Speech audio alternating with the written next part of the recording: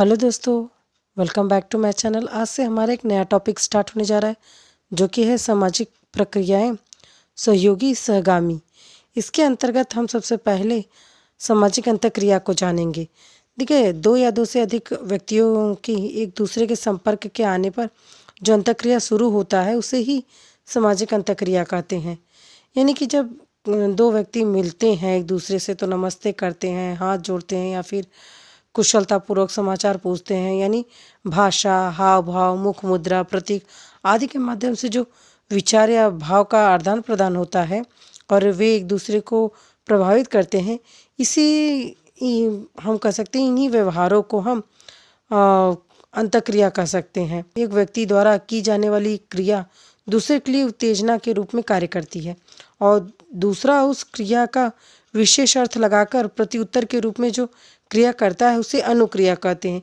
इस तरह से अंतःक्रिया के लिए उत्तेजना और अनुक्रिया दोनों का होना बहुत ही ज़रूरी होता है। यानी सामाजिक अंतःक्रिया के लिए दो या दो से अधिक व्यक्तियों का होना भी ज़रूरी है। इसका कारण यह है कि सामाजिक अंतःक्रिया व्यक्ति या समूह के बीच ही हो सकती है। अंतःक्रिया दो पक्षीय प्रक्रिया है जिसमें दोनों पक्षों का कम या अधिक मात्रा में एक दूसरे को प्रभावित करना ज़रूरी होता है। वैसे समाजशास्त्री प्रोफेसर गीन के अनुसार व्यक्ति और समूह अपनी समस्याओं के समाधान और अपने उद्देश्यों की प्राप्ति के लिए एक दूसरे पर जो पारस्परिक प्रभाव डालते हैं उन्हीं पारस्परिक प्रभाव को हम सामाजिक अंतःक्रिया कहते हैं। और समाजशास्त्री डॉल्सन और गेटिस के अनुसार सामाजिक अंतःक्रिया एक प्रक्रिया है जिसके द्वारा मनुष्य एक दूसरे के मस्तिष्क में प्रविष्ट होता है। इस तरह से सभी विद्वानों ने पारस्परिक प्रभाव के रूप में जो सामाजिक अंतःक्रिया होती है इसे ही समझने का प्रयत्न किया है। सामाजिक अंतःक्रिया का मतलब व्यक्ति या समूह के बीच पाया जाने वाला प्रकार्यात्मक या कार्यशील सामाजिक संबंध है। समाजशास्त्री किम्बल यंग ने सामाजिक अंतःक्रिया के लिए 3 प्रकार बताए हैं। पहला तो व्यक्ति और व्यक्ति के बीच में अंतःक्रिया, दूसरा व्यक्ति और समूह के बीच में अंतःक्रिया, तीसरा समूह और समूह के बीच में अंतःक्रिया। सदरलैंड जी ने और बाकी सब विद्वानों ने लिखा है कि समाजशास्त्रीय विश्लेषण प्रमुख रूप से संस्कृति, व्यक्तित्व, सामाजिक संबंध, सामाजिक संरचना और इसी प्रकार के अन्य मुख्य विषयों से संबंधित होता है। लेकिन समाजशास्त्र का सबसे आधारभूत जो संबंध होता है वो सामाजिक अंतःक्रिया से ही होता है। यानी कि ये बहुत ज़रूरी होता है सामाजिक अंतःक्रिया समाजशास्त्रियों के साथ साथ समाज के लिए भी। सामाजिक अंतःक्रिया का महत्व इसी बात से हम लगा सकते हैं कि समाज का जन्म इन्हीं के फलस्वरूप होता है। यानी समाज में जो अंतःक्रिया होती है इसी के कारण कहीं ना कहीं समाज है। वास्तव में तो समाज की जड़ें सामाजिक अंतःक्रिया में ही गड़ी हुई होती हैं। समाज के बने रहने और कार्यशील इकाई के रूप में कार्य करते रहने की दृष्टि से ये ज़रूरी है कि मनुष्य में अंतःक्रिया होती रहे। अब हम सामाजिक अंतःक्रिया की दशाओं के बारे में जानेंगे। देखिए, सामाजिक अंतःक्रिया के लिए 2 आधारभूत दशाओं का होना ज़रूरी होता है। इनके अभाव में सामाजिक अंतःक्रिया नहीं हो सकती है। ये दशाएं इस प्रकार है, जैसे पहला है सामाजिक संपर्क, दूसरा है संचार। पहले हम सामाजिक संपर्क को समझ लेते हैं। वैसे तो संपर्क शब्द अंग्रेजी भाषा के कॉन्टैक्ट शब्द का हिंदी अनुवाद है। यानी कि हम ये कह सकते हैं कि सामाजिक घटनाओं के क्षेत्र में संपर्क का तात्पर्य एक दूसरे के छूने के संबंध से या एक दूसरे के संसर्ग में रहने से है। यानी कि सामाजिक संपर्क के लिए शारीरिक निकटता की ज़रूरत नहीं होती है, केवल एक हाव भाव का आदान प्रदान होना चाहिए। जैसे कि आजकल हम देख सकते हैं टेलीफोन वगैरह से, फ़ोन वगैरह से, टेलीविज़न या पत्र पत्रिका के इन सभी के माध्यम से भी आजकल जो आधारभूत जो आवश्यकताओं के लिए ज़रूरी होते हैं जो संपर्क वो भी हो जा रहा है। यानी कि सामाजिक संपर्क के लिए महत्वपूर्ण बात तो जो प्रतीकात्मक या फिर अर्थपूर्ण संपर्क होता है। इसका तात्पर्य यह है कि सामाजिक संपर्क के लिए व्यक्ति क्रिया या फिर उसका अर्थ समझकर प्रत्युत्तर देना ज़रूरी होता है। यानी प्रत्युत्तर के रूप में अनुक्रिया का होना ज़रूरी है। जब तक व्यक्ति या समूह का एक दूसरे से सामाजिक संपर्क स्थापित नहीं होगा तब तक उनमें अंतःक्रिया नहीं हो सकती है। समाजशास्त्री गिलेन और गिलेन ने सामाजिक संपर्कों को सामाजिक अंतःक्रिया का प्रथम चरण बताया है। देखिए, इन सभी बातों से ये स्पष्ट होता है कि सामाजिक अंतःक्रिया के लिए सामाजिक संपर्क अत्यंत आवश्यक है। संपर्क के भी 2 प्रकार बताए गए हैं। पहला तो प्रत्यक्ष संपर्क, दूसरा अप्रत्यक्ष संपर्क। देखिए, प्रत्यक्ष संपर्क में क्या होता है, या फिर हम डायरेक्ट कांटेक्ट भी इसे कह सकते हैं। इसमें क्या होता है कि शारीरिक संपर्क पाया जाता है। यहाँ अंतःक्रिया करने वाले एक दूसरे से आमने सामने मिलते हैं, नमस्ते करते हैं, बातचीत करते हैं। और इसके विपरीत जो अप्रत्यक्ष संपर्क होता है यानी इनडायरेक्ट कांटेक्ट, इसमें व्यक्ति या संचार के किसी माध्यम से एक दूसरे से, या फिर हम कह सकते हैं कि व्यक्ति एक दूसरे के आमने सामने नहीं होते हैं। वे पत्र, तार, टेलीफोन या संचार किसी अन्य साधन के माध्यम से एक दूसरे के साथ संपर्क स्थापित करते हैं।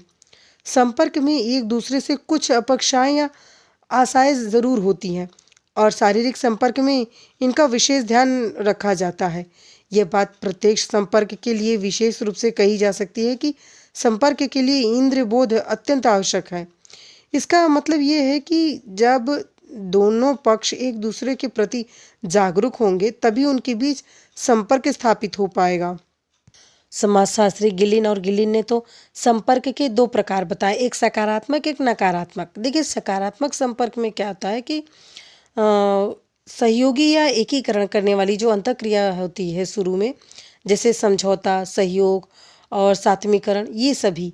यदि कोई बीमा एजेंसी किसी व्यापारी से संपर्क करता है और वह उस व्यापारी के बीमा पॉलिसी लेने को तैयार कर लेता है, तो ये कहीं ना कहीं सकारात्मक संपर्क के अंतर्गत आएगा। और वहीं अगर हम नकारात्मक संपर्क के बारे में बात करें तो इसमें क्या होता है कि असहयोगी या प्रतिकरण करने वाली अंतःक्रिया होती है, जैसे कि प्रतिस्पर्धा, प्रतिकूलन यानी विरोधाभास जो कार्य होते हैं समाज के प्रति, संघर्ष आदि, ये सभी नकारात्मक संपर्क के कारण अंतःक्रिया समाप्त भी हो सकती है। देखिए, सामाजिक संपर्क के दो या अन्य प्रकार और भी हैं, जैसे कि प्राथमिक संपर्क और द्वैतिक संपर्क। देखिए, प्राथमिक संपर्क में क्या है कि वो संपर्क है जिसमें अंतःक्रिया करने वाले व्यक्ति या समूह में आमने सामने जो संबंध होते हैं वो दोनों शारीरिक दृष्टि से या भौतिक समीपता की दृष्टि से होता है, एक दूसरे के पास होते हैं व्यक्ति। इस प्रकार के संबंध में व्यक्ति की इंद्रियां पर प्रत्यक्ष रूप से प्रभाव पड़ता है। व्यक्ति एक दूसरे को देख सकते हैं, छू सकते हैं, सुन सकते हैं, मुस्कुरा सकते हैं।